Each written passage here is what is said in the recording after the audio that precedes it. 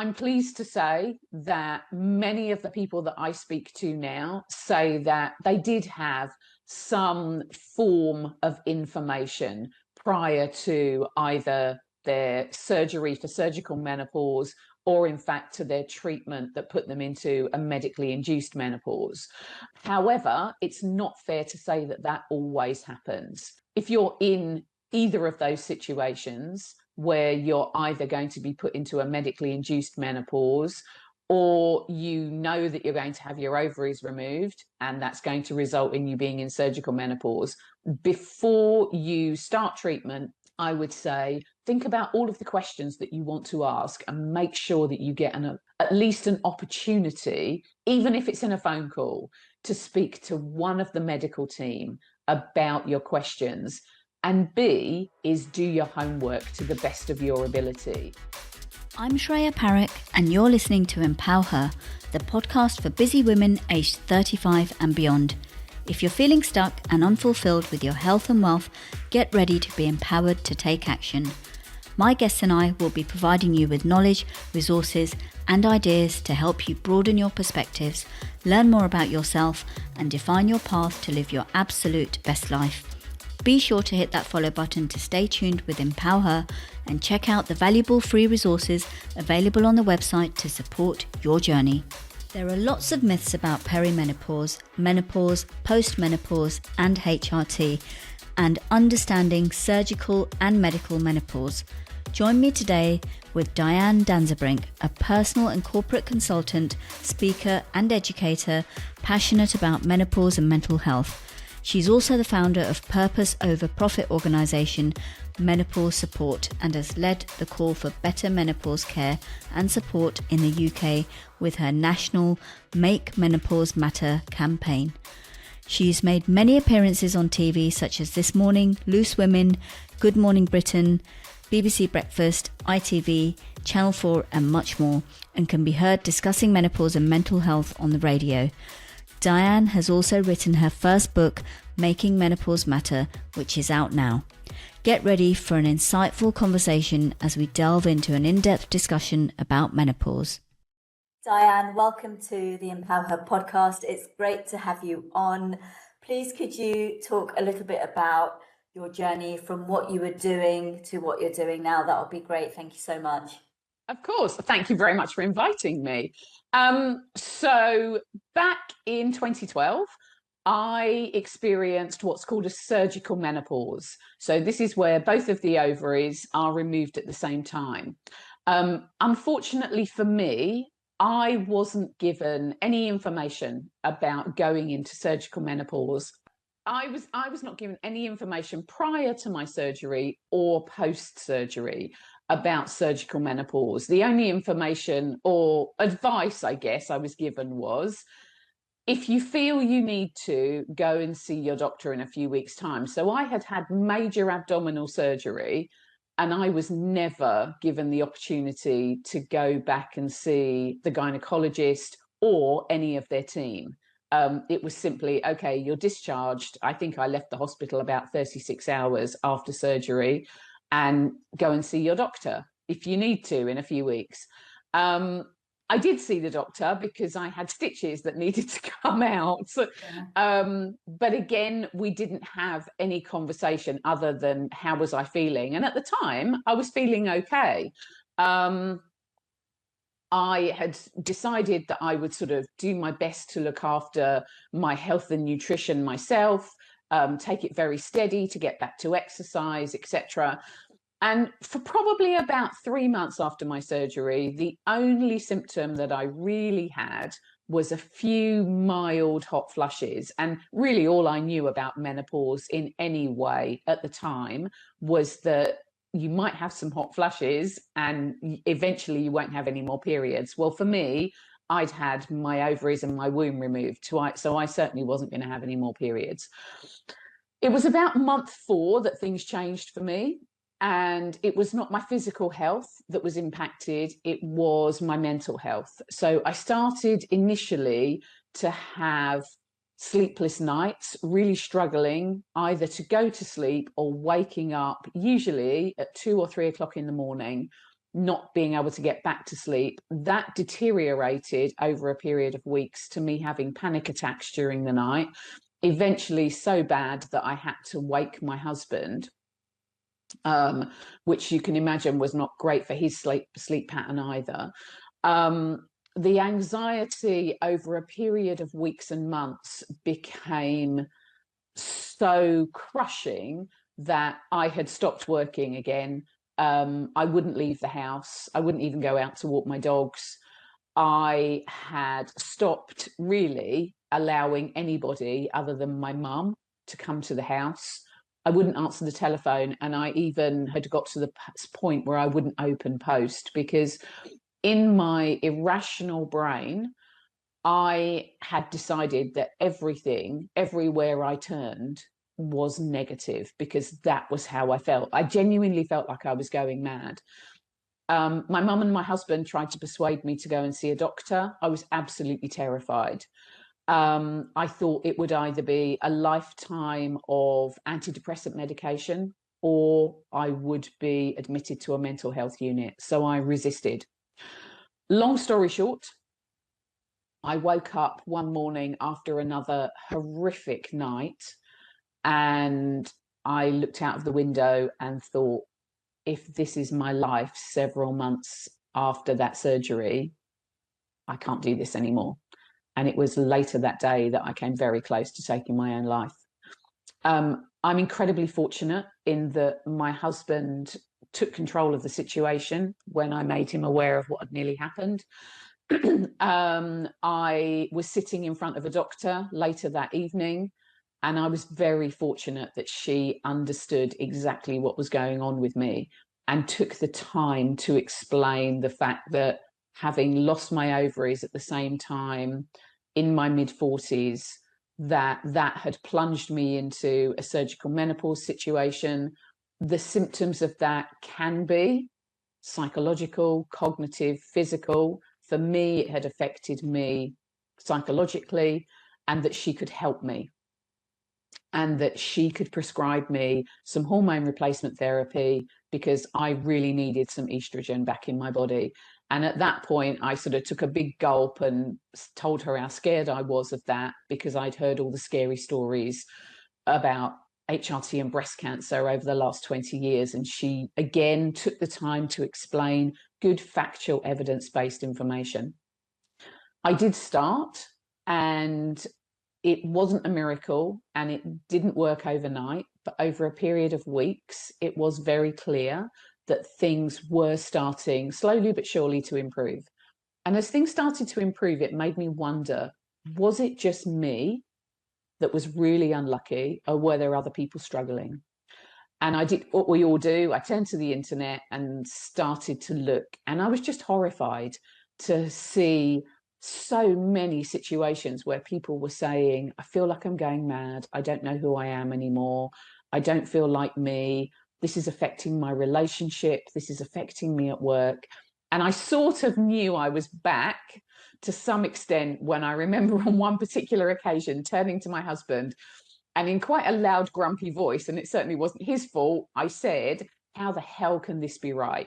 We're half of the population and there's so much needless suffering going on. If I ever feel like me again, I'm going to make damn sure I do something to change this. So my background is in therapy. I combined that. I did some professional nurse training in menopause, started to counsel women individually, sort of specializing in menopause. Then in 2015, I decided that we needed an organization, a sort of a patient advocate-led organization. So I launched something called Menopause Support, which provides all sorts of things to all sorts of people. I'm sure we'll come on to that. And then in 2018, I launched a national campaign to improve menopause care and support for everybody. So I've sort of, I guess, informally been in the menopause space for about 11 years now, and I guess formally for about 9 years. Wow. It sounds like with all your experience, I feel like you were kind of like one of the pioneers to start the start the conversation, because now, I mean, I feel like the conversation is everywhere.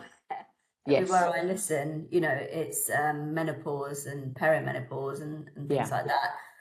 I just want to really distinguish between perimenopause, menopause, and postmenopause. That's the first thing I'd like to do, because I know the word menopause, people just take it as it is, and there's three stages really, and menopause is just that one day in your life, and I think a lot of people don't understand that.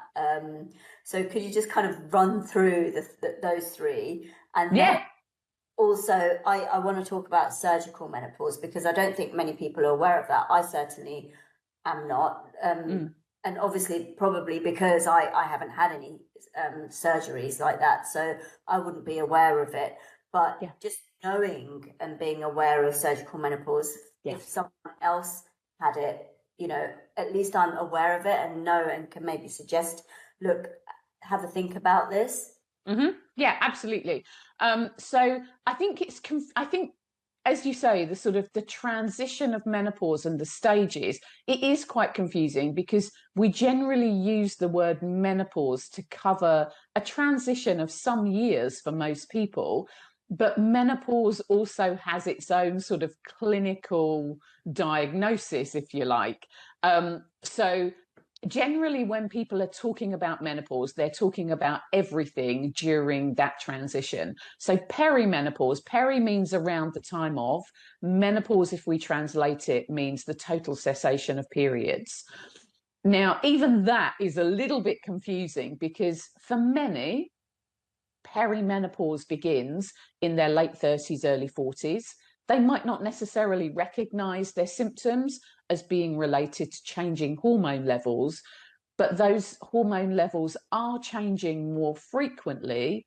And that's because what's happening is, sort of physiologically, the ovaries are running out of whatever their store of eggs was. So the egg reserve is becoming very low.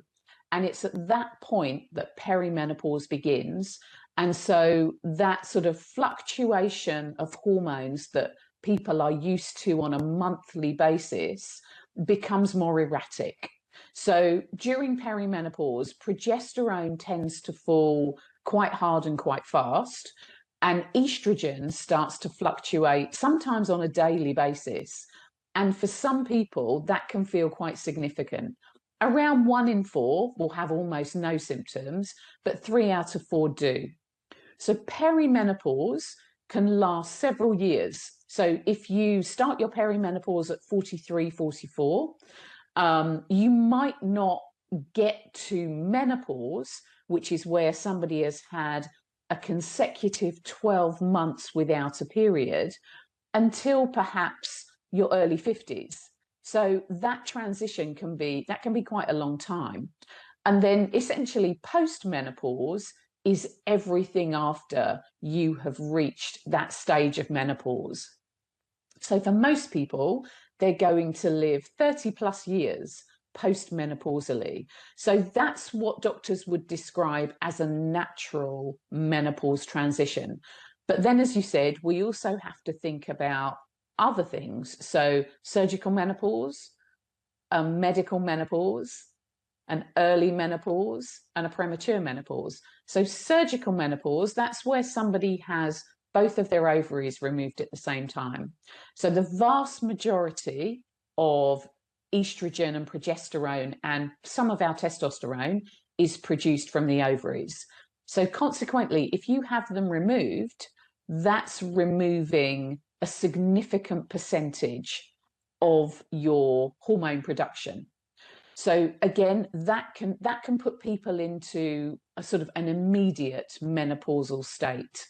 If somebody is in medical menopause, that is because they are either taking medication or they're having medical treatment for a medically diagnosed condition. So that probably quite commonly comes up with people who perhaps have been diagnosed with a form of cancer, where perhaps they're having chemotherapy or radiotherapy, which has an effect on their ovarian function.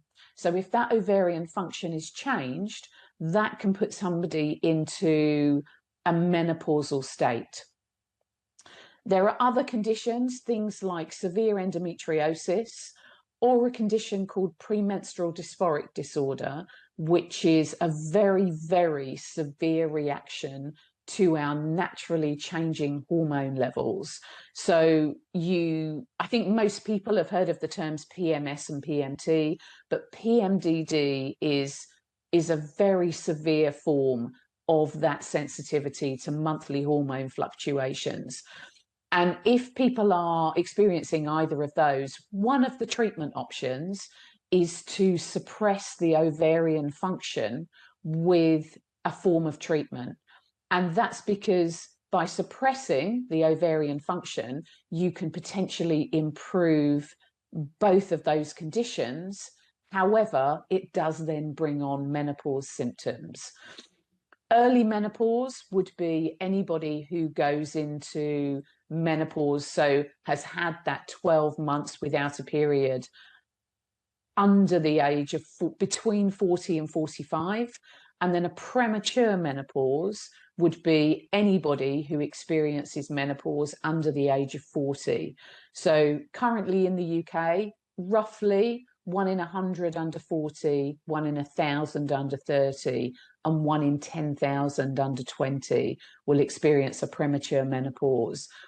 But I think when we think about the sort of maybe our friends, our family, our work colleagues, maybe our wider community, 1 in 1,000 under 30, well, that is quite unusual, but 1 in 100 under 40, actually, that's not particularly unusual at all. I think a lot of people are not aware of it, but clearly it is happening around us. When you go into like premature and like have it fairly early on, like before 40, what are the symptoms? Are they similar? So so for those who experience a premature menopause, premature or early menopause can be for a variety of reasons. It might be because of medical treatment, it might be because of surgery, but there's also a condition called premature ovarian insufficiency. And that essentially means that the ovaries aren't functioning as clinicians would usually expect them to do for those individuals under 40. Now, for many of them, the first sense that they have that they are symptomatic or that they're experiencing issues will be either they will have several months of amenorrhea. So in doctor speak, that means you've stopped having periods for several months. And for others, it might be when they are starting to think about fertility and trying to become pregnant. Now, for some, they might have associated symptoms, but very often, because maybe menopause has not even entered their heads, they might not be putting the two together around, okay, so I haven't had periods for several months, and I'm also having these symptoms, but they might not be linking them. And equally, somebody who maybe has never been in a situation where they are trying to become pregnant, they might have been having symptoms that they might have they either might not have gone to their doctor to consider them, and even if they have, they might not have been thought about in terms of, could this be related to hormones and ovaries? So I think a really important thing to say is that if any of your listeners think that we might be describing something that they're experiencing, it is really important to see your GP or your practice nurse as a first point of call. And if you are under the age of 40 and you suspect that this could be happening to you, it's really important that you go and see your doctor. And to diagnose premature menopause, premature ovarian insufficiency, you should have 2 blood tests 4 to 6 weeks apart. That will be the initial diagnosis. If you have a doctor who feels that they are equipped to support you, then that's great. But for many, they feel that that needs a referral to a menopause specialist. So that should be the next port of call. Okay. And with surgical and medical, I just want to kind of highlight, you know, when people do go into hospital to have these procedures, or they're going in for a medical condition, there could be a chance that they do go into, menopause. But how can that be supported? Because, you know, I'm assuming, you know, there are lots of women that go into hospital and have these procedures, and like you, they come out not aware of what could happen. Surely, you know, you know the implications of the procedure. The medical staff would know that, okay, potentially this could happen.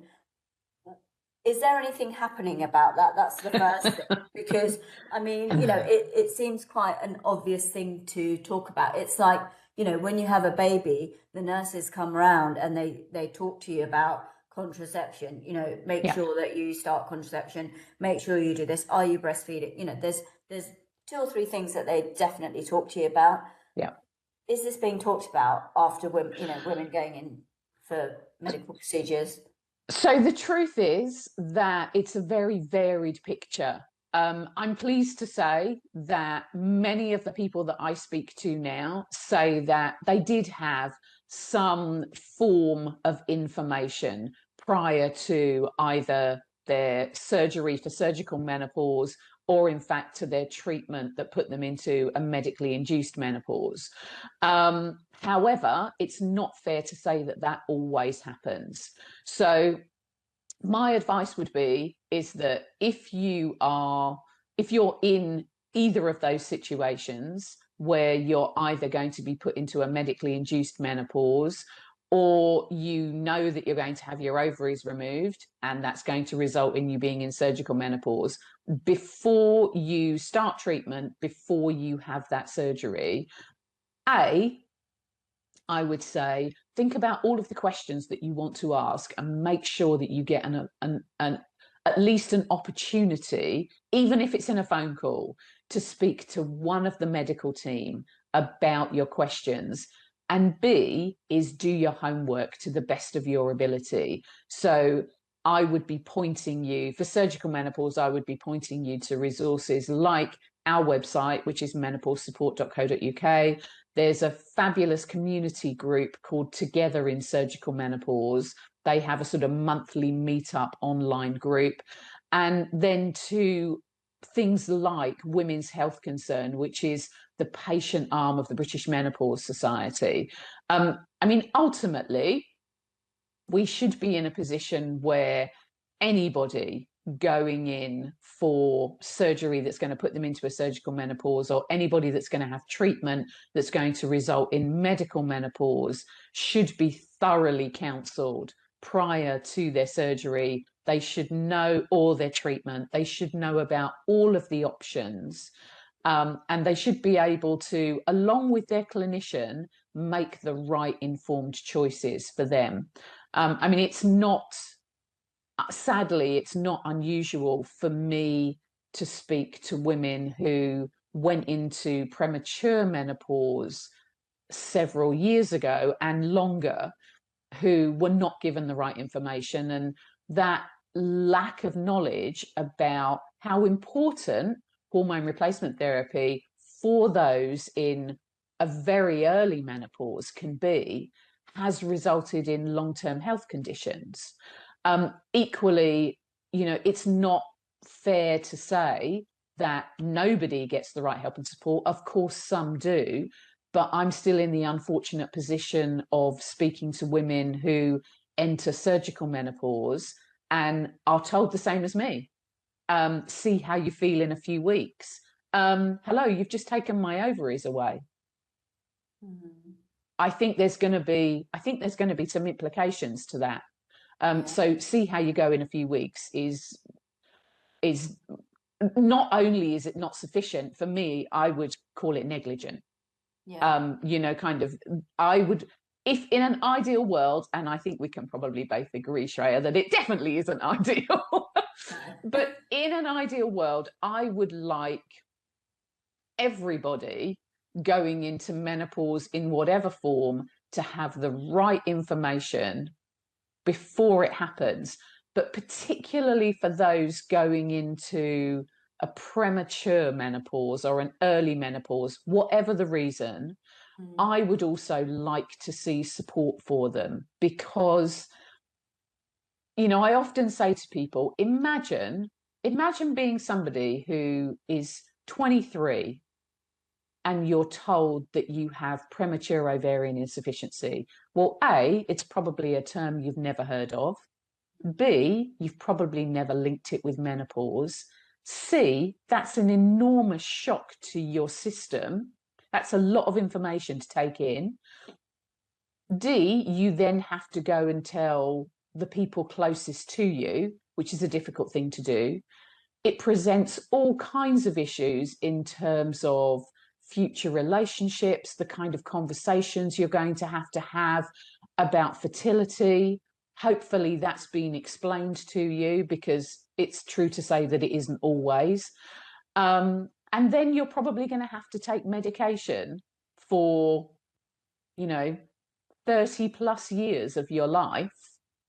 That's an enormous amount to take on at any age.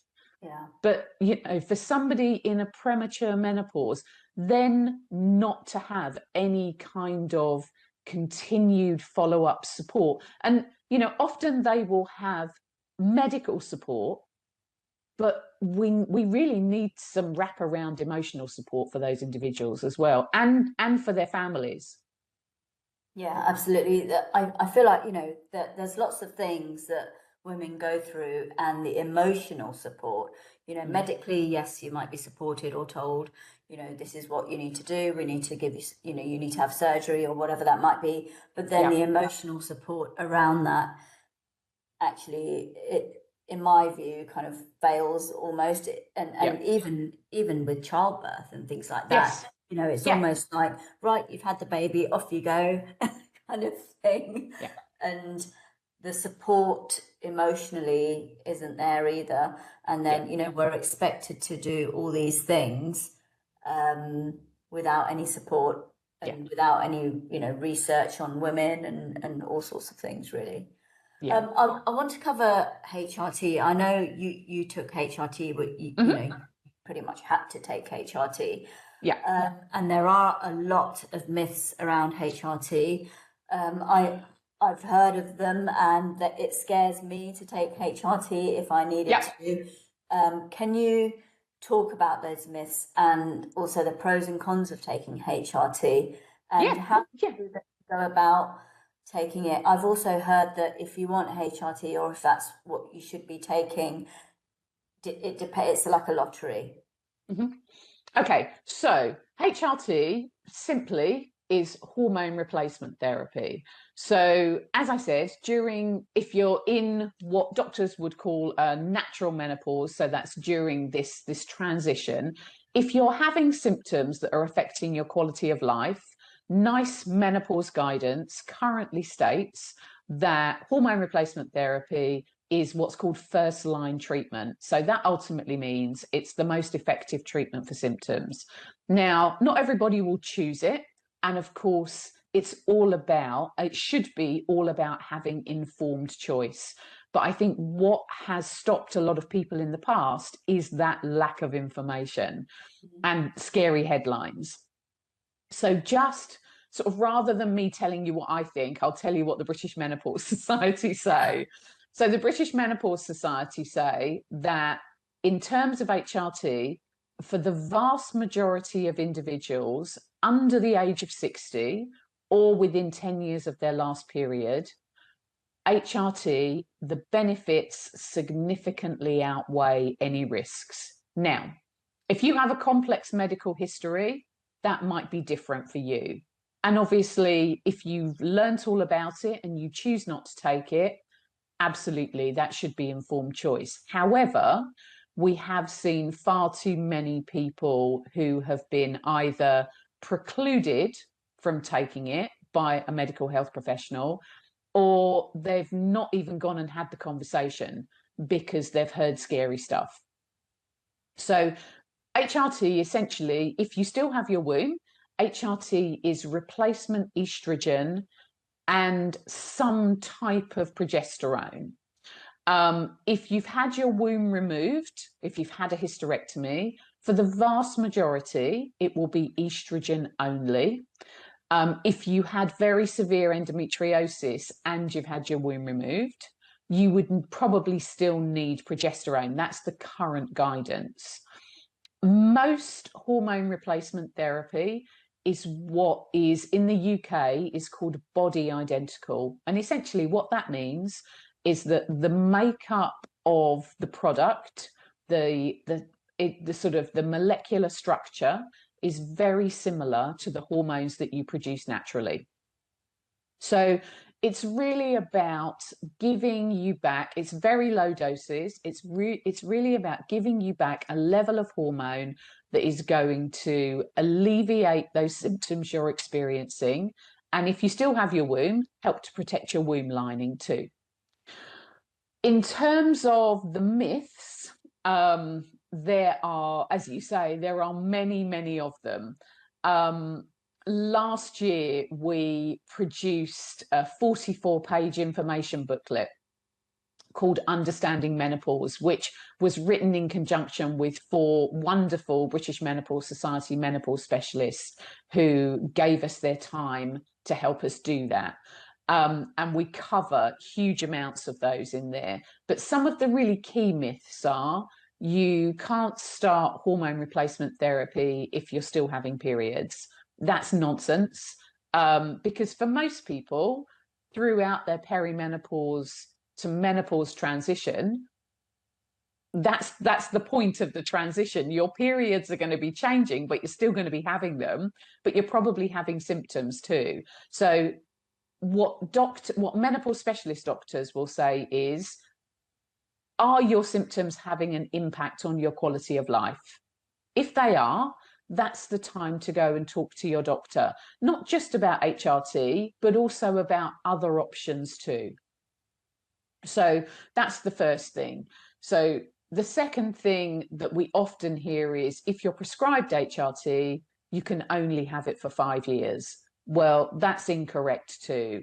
Going back to NICE guidance, that says that there is currently no defined timeline for how long somebody can have HRT. It very much depends on their medical history, their personal health, and having annual checkups to see how well they're doing with it. And for some people, they will say, do you know what? I feel really well on it. I'm doing really well. It's really helped. And actually, I will have those annual checkups, but I intend to remain on HRT. You will often hear people say, I've been told that I can't have HRT because I smoke. I have a higher than average BMI. Those things are incorrect. So HRT can be oral tablets. It can be a transdermal patch, gel or spray. As I said, you know, kind of, it's going to be either a combination of estrogen and a type of progesterone, or estrogen only, depending on your own medical history. If somebody has a higher than average BMI, if they smoke, etc., if they have ever had other complications that perhaps they've been told absolutely no, menopause specialists will often suggest that they begin with a transdermal type of estrogen. So that's the ones that go through your skin, the patch gel spray. So there, as I say, these are kind of really common things that we hear on a regular basis. Of course, we do also hear from those who are significantly younger, who have been told, oh no, you're too young, it can't possibly be that. Well, actually, that's when those 2 blood tests under the age of 40 are really important. So yeah, there are heaps of myths. Obviously, the big kind of scary headline that we've seen perpetuated over the last 20 or so years is around HRT and breast cancer. I think every international menopause society has now formally recognized that the research that came from was a flawed piece of research, which has been reassessed many, many times. Is it to say that there is absolutely no risk associated? No, that's not true. But for the vast majority, benefits outweigh any risks. And I think it's all about the individual being able to have that conversation with a medical health practitioner. Now, as you know, I've been running a campaign now for many years for us to have mandatory menopause education for all our GPs and practice nurses, because historically we haven't given them that. And I believe that that's done a huge disservice to our medical health professionals. The knock-on effect of that is that that's done a disservice to their patients. So I think if we help our medical health professionals by updating their knowledge, that will help them help their patients, which is really what they want to do. So in the absence of being able to have that conversation, it's a really good idea to do as much homework using good evidence-based information. And I think one of the things you said earlier, you know, kind of menopause is everywhere now. Well, awareness is everywhere, but unfortunately that doesn't mean that the information is always good, factual, evidence-based information. So, you know, as I said, I would very much point people towards things like Women's Health Concern, our booklet, which, you know, the British Menopause Society have now adopted onto their website as a tool for clinicians. You've got 44 pages of information. I really do think that it probably is everything you need to know to have that conversation with your doctor. You'll find symptom checkers in there. And maybe you'll come across symptoms that you might never have connected with changing levels of hormones. So one of the sort of subset, I guess, of physical symptoms are what doctors call the genitourinary symptoms of menopause. So these are things like increased urinary frequency and urgency, increased urinary tract infections, perhaps things like vulval and vaginal symptoms, dryness, soreness, irritation, discomfort. That's a really important subject for us to be talking about, because for far too many, they live with that discomfort and with those symptoms, not knowing that they're related to fluctuating hormone levels. And there are really, really simple interventions that can be offered for those symptoms in the form of what are called local estrogens. So that you generally hear them called local, topical, or vulval and vaginal estrogens. So these are tiny, tiny doses of hormone. They're not in the same class of medication as HRT. So they are tiny, tiny hormone, tiny, tiny amounts. And local means they're delivered locally and their effect is local. So you might have somebody who's prescribed a cream for perhaps they're experiencing vulval dryness or soreness. You might find that somebody is prescribed with a pessary of some sort, and they insert that vaginally. You might find that somebody is offered something called a vaginal ring. So this is the sort of the brand name for that is an E-string. And I don't often give brand names, but there's only one. And these are all available from your doctor, but these can be so helpful. So these are, the effect is local. And it's really important for us to remember that, you know, the female body has sort of a huge amount of estrogen receptors in that pelvic area.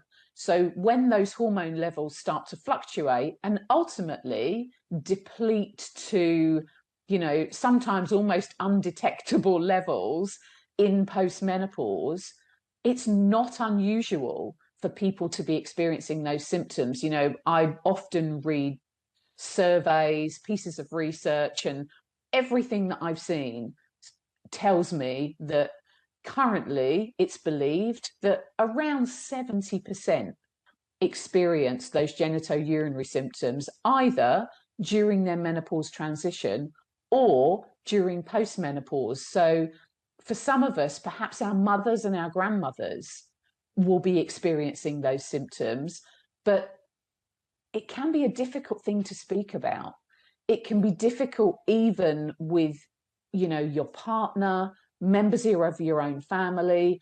There are sort of cultural considerations that we need to take into account here. So for some people, even within their own peer group, culturally, these things can be very difficult to talk about. And then obviously, you know, if that's a struggle to talk about with people that you do know, then the idea of going to speak to a GP or a practice nurse about something so intimate.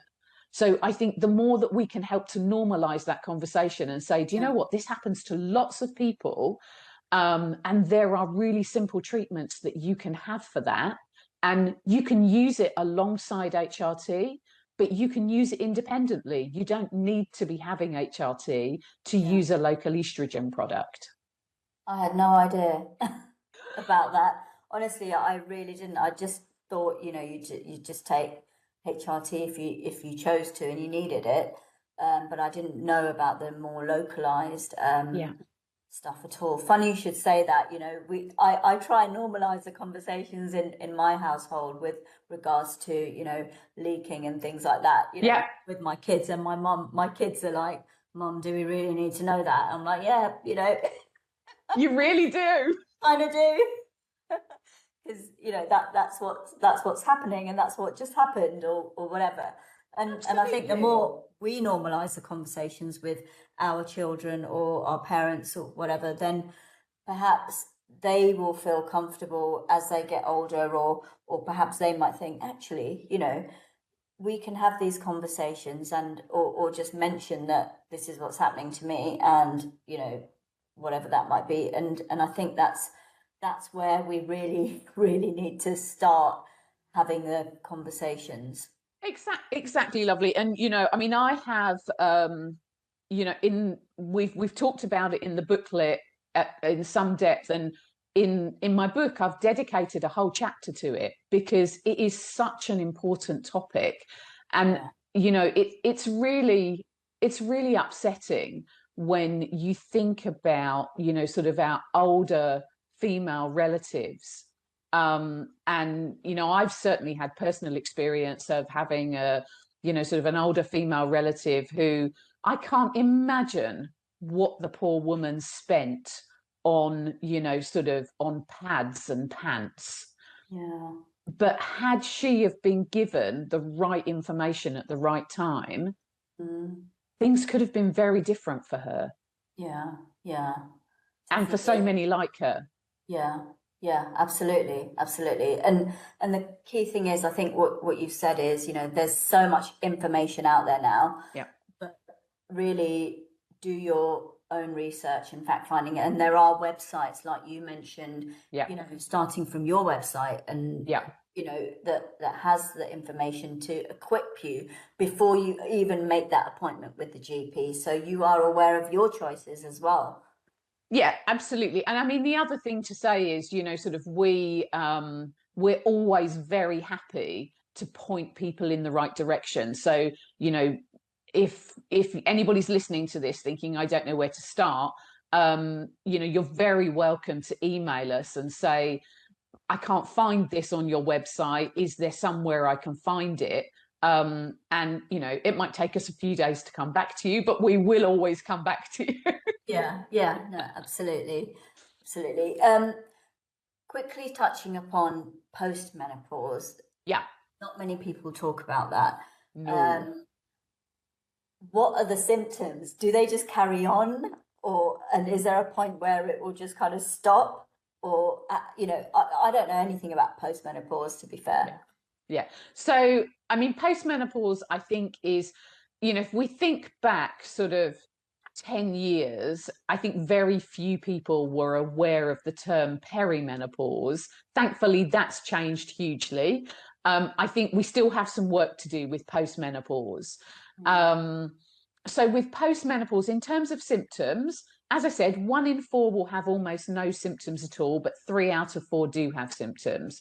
So as those hormone levels deplete to those much lower levels as you reach menopause and beyond, for some people, their symptoms will abate. However, it's not fair to say that's the same for everybody.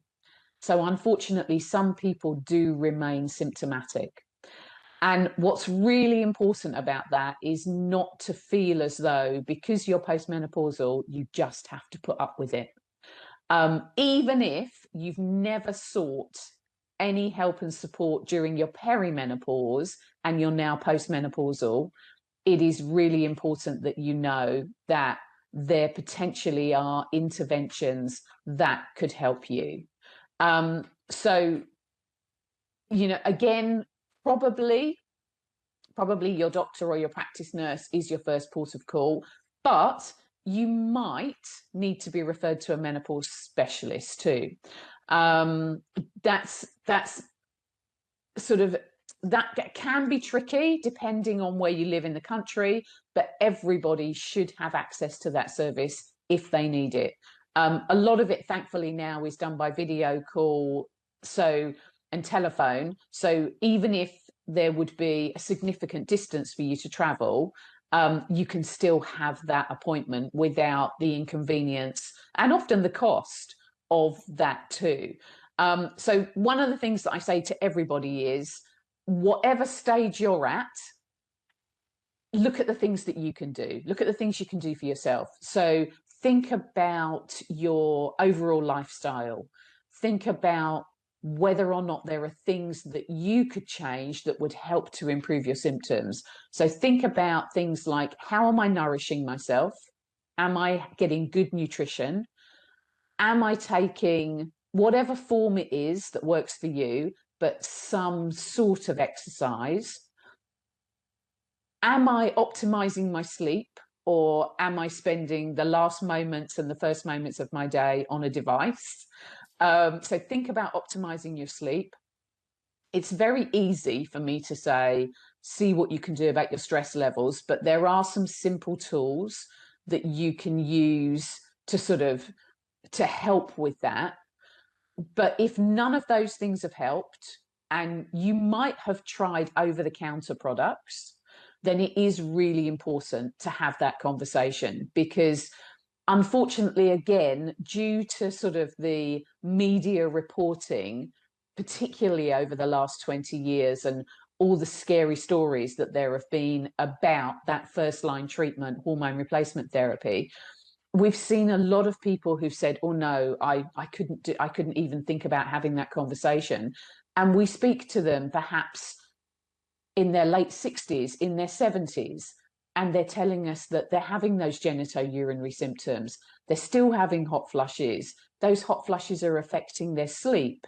They have these joint pains, these aches that they can't get rid of.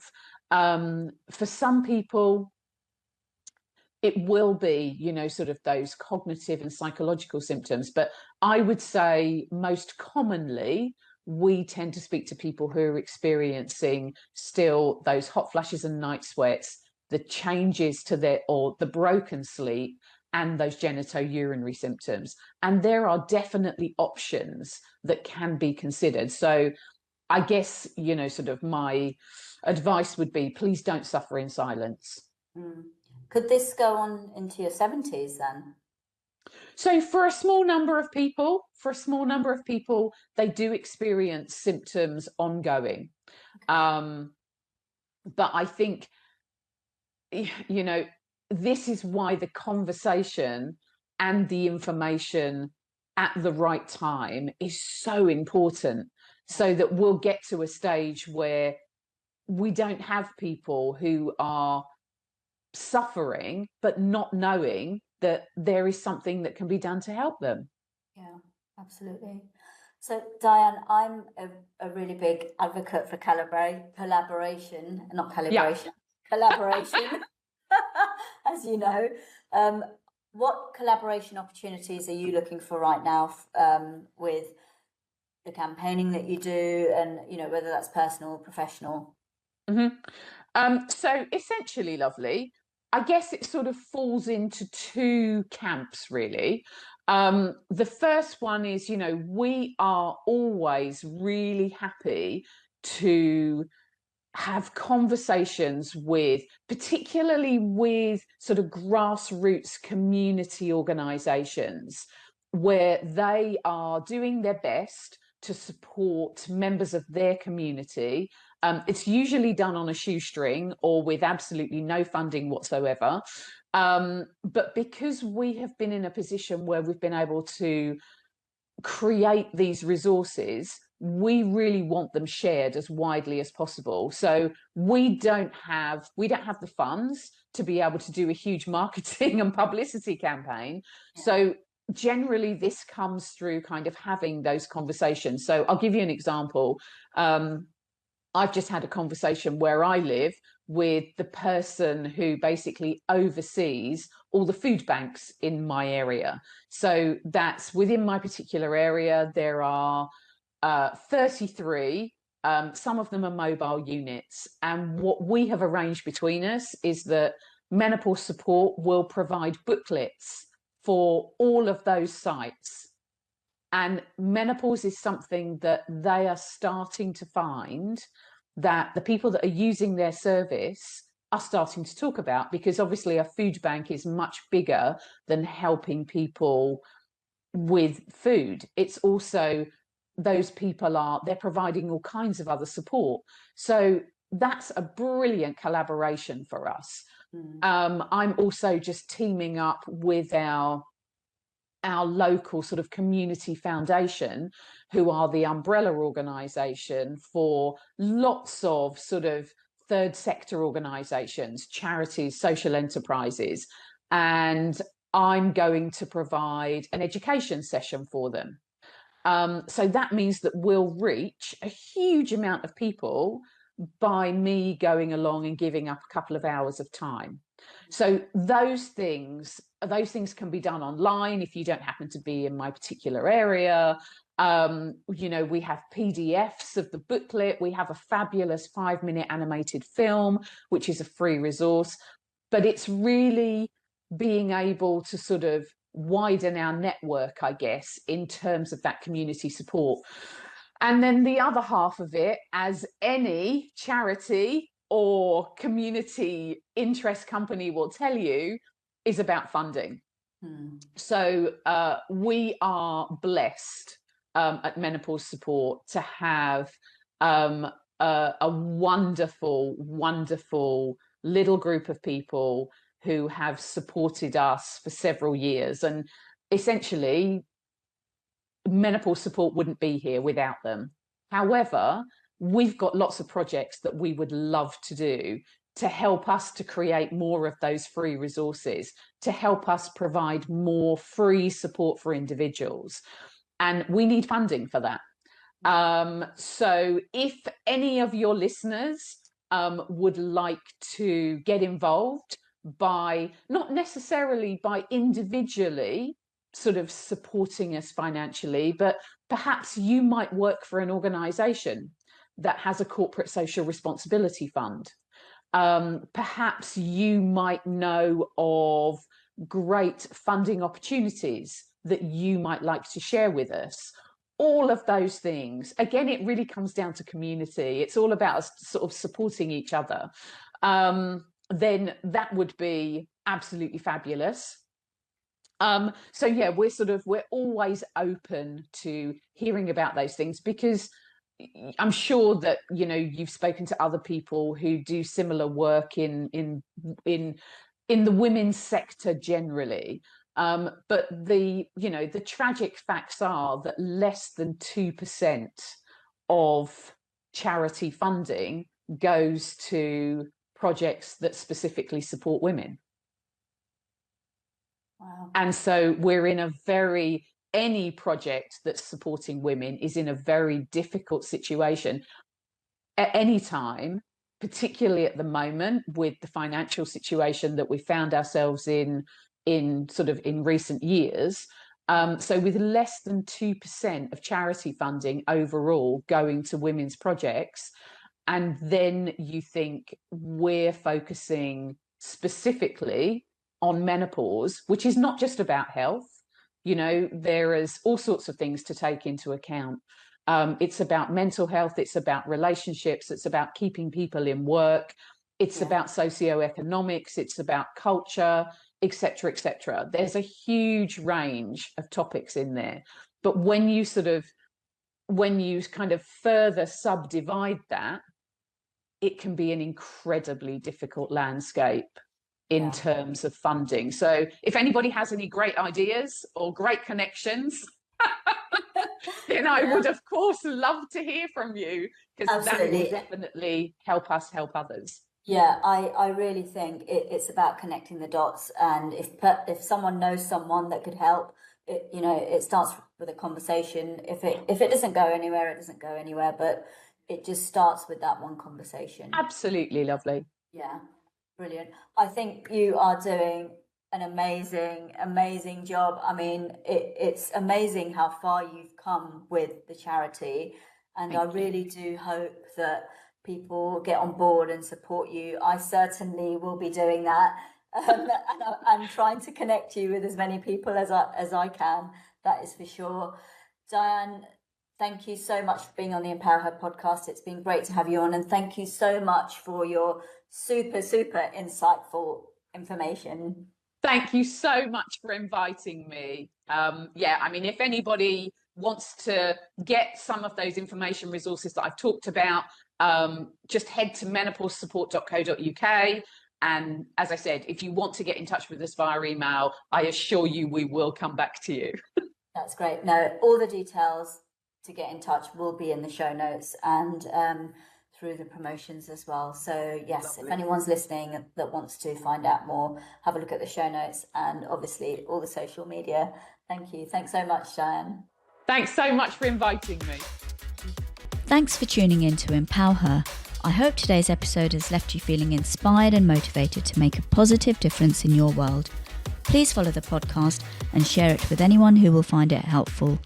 Until next time, keep striving for positive change and greatness for all women.